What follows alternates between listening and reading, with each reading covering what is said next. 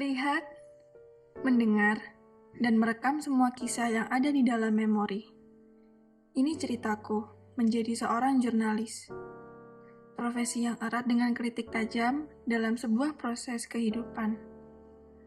Kata yang menghasilkan cerita dan perjalanan yang terasa berbeda. Kisah ini dimulai dengan perjalanan di kota penuh kenangan. Kota Malang, Jawa Timur.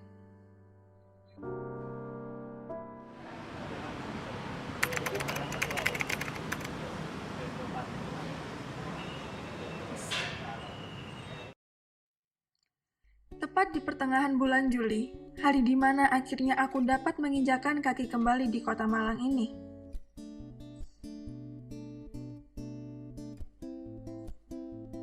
Kuhirup pelan udara yang sudah bercampur dengan aroma makanan di pinggir jalan, asap kendaraan bermotor yang lewat, dan bau-bau di sekitar yang rasanya sama sekali tak asing di penciuman.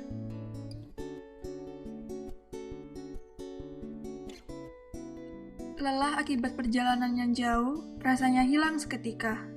Lalu, aku mulai melanjutkan langkahku perlahan, dan beberapa cerita langsung menyeruak begitu saja di ingatan.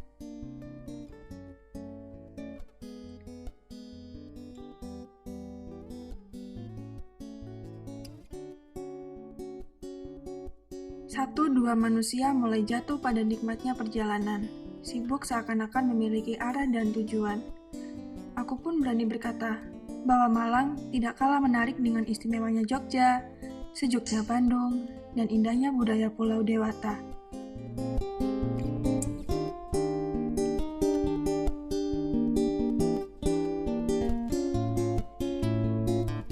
Malang tuh unik, seperti ada cerita di setiap sudut kota. Banyak yang menyenangkan di sini, tapi yang paling kukenang adalah wisatanya. Tempat di mana aku bisa melarikan diri ke mana saja yang kuinginkan. Iya, melarikan diri dari segala kesibukan yang ada. Walau sekadar duduk-duduk di kafe atau taman untuk melihat orang-orang yang sedang berlalu lalang. Dan di balik beragamnya hal yang menawan di kota ini, Malang ternyata menyimpan cerita kelam di ingatan setiap warganya yang mengalir layaknya darah dalam nadi manusia. Tak terasa, langkah ini membawaku sampai di ikon kota. Balai Kota Malang atau yang lebih dikenal dengan Tugu Kota Malang ini menjadi daya tarik dan identitas kota ini. Dan di sampingnya, berdiri megah gedung DPRD Kota Malang. Yang sayangnya, kemegahan gedung ini harus dihipnodai oleh kasus korupsi yang dilakukan oleh para anggotanya. Korupsi 41 anggota DPRD Kota Malang. Seperti itulah kira-kira headline di koran-koran pada tahun 2018 lalu. Miris, rasanya, kota yang penuh dengan keindahan dan kenangan ini pernah ternodai dengan kabar buruk seperti itu. Lingkungan yang asri, udara yang sejuk, serta masyarakatnya yang ramah membuat Malang menjadi tempat yang tepat untuk menghabiskan usia senja bersama orang terkasih. Fasilitas kehidupan di kota Malang pun juga mulai mengejar ketertinggalannya dari kota-kota besar lainnya. Ditandai dengan maraknya penggunaan ojek online, munculnya beberapa pusat perbelanjaan baru, dan juga adanya rekonstruksi pasar-pasar tradisional. Keadaan kota yang ramai membuat rahasia kehidupan masyarakat semakin tenggelam.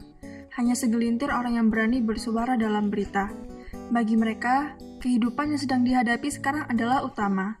Seperti pemikiranku di awal, sedikit manusia yang bisa terus bergerak dan memikirkan kondisi mendatang. Manusia dengan ego yang terlalu tinggi menumbuhkan ketakutan untuk mulai bicara mengungkap kelamnya kota.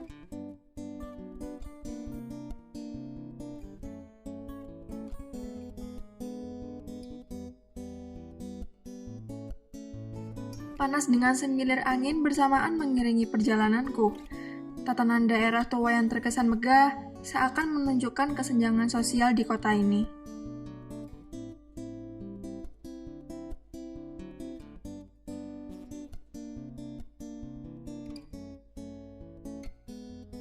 Rumah-rumah megah di kawasan Ijen seperti tidak bernyawa, sangat sunyi.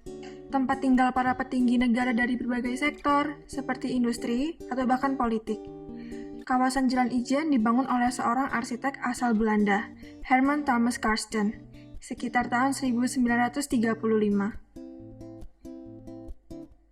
Di masa Hindia Belanda, kawasan jalan dengan nama gunung adalah kawasan elit yang kebanyakan dihuni oleh orang bangsa Eropa atau Belanda.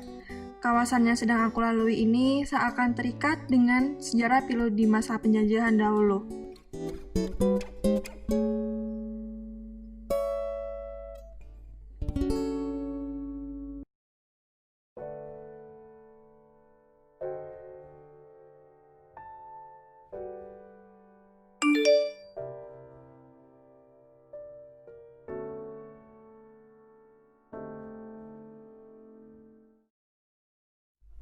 Oh iya, ngomongin tentang ngopi, aku jadi ingat suasana kota Malang di malam hari. Panasnya kopi yang menemaniku bersenda gurau bersama kawan, selalu berhasil membuat tubuhku bersahabat dengan udara dingin yang menyeruak, dan menjadikan momen kumpul bersama menjadi lebih hangat.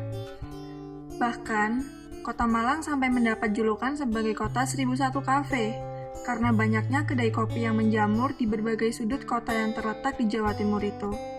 Tak ada yang tahu pasti berapa jumlahnya, karena jumlah tersebut akan selalu bertambah seiring dengan berjalannya waktu. Dan tak hanya kopi, makanan pun seakan mudah untuk didapatkan di kota bunga ini. Di setiap peta kota, kita akan disuguhkan pemandangan rumah makan ataupun sekadar warung yang buka pada malam hari, bahkan 24 jam. Sehingga tak perlulah takut kita akan urusan perut di kota Malang ini, karena Malang di malam hari sama hidupnya dengan Malang di siang hari.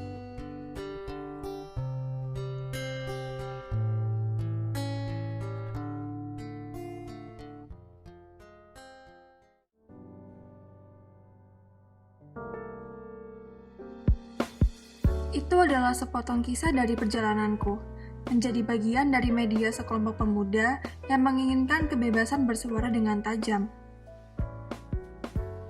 Maka, izinkan aku menceritakan siapa kami.